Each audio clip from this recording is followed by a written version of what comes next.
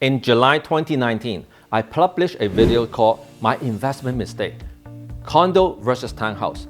I shared my experience investing in a semi-detached house in Newmarket and a two-bedroom condo in the central downtown Toronto. Both properties were around $600,000 when I bought them at the pre-construction in 2015-16 timeframe.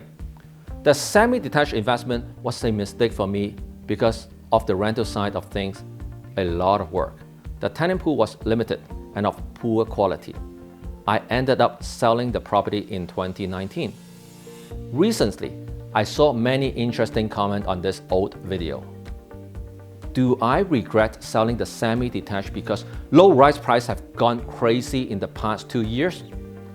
Now that we are in 2022, do I still stand by the same theories I had in 2019 when it comes to condo versus townhouse?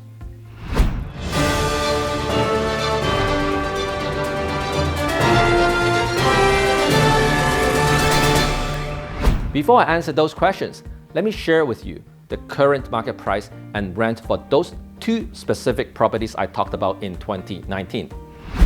Let's start with the semi-detached in Newmarket. $600,000 at pre-construction in 2015.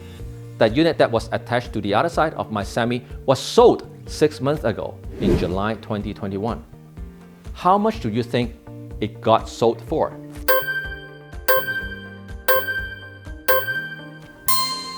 $1.15 million.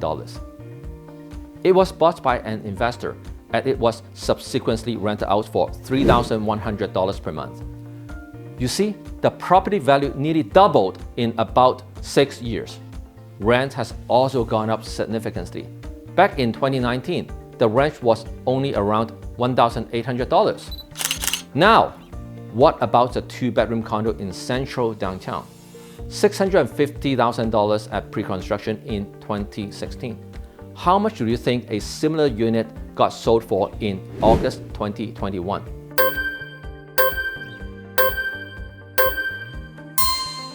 $1.03 million. In terms of rent, it was $3,150 in 2019.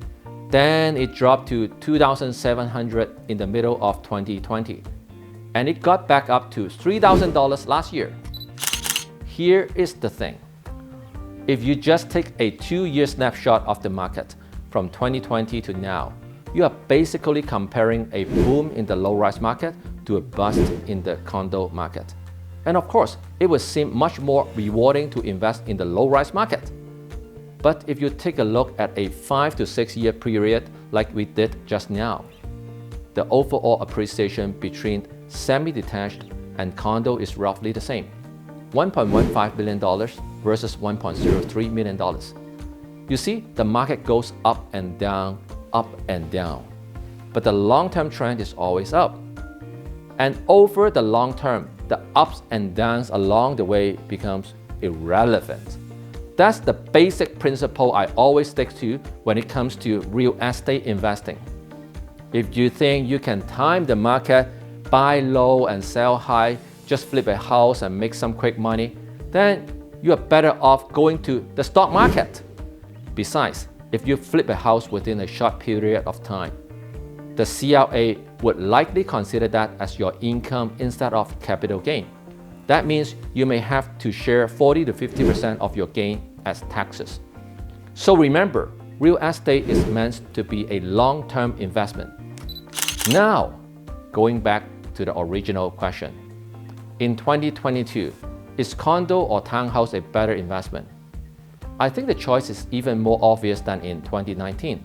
The entry price point for a townhouse in Richmond Hill or Markham is over $1 million, while the entry price point for a condo unit in downtown Toronto is roughly just half of that, around $600,000 or so.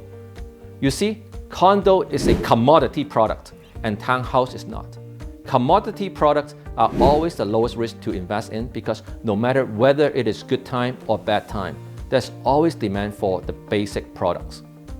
If you are a sophisticated investor, you can have a diversified portfolio with different kinds of products ranging from basic to luxurious.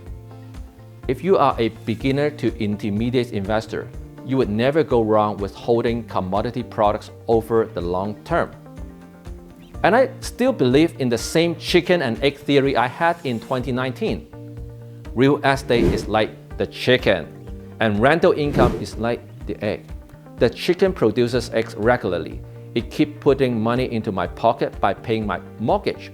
So yes, in 2022, I still think that condo is a better choice over townhouse as a long-term investment because of the price point and rental management.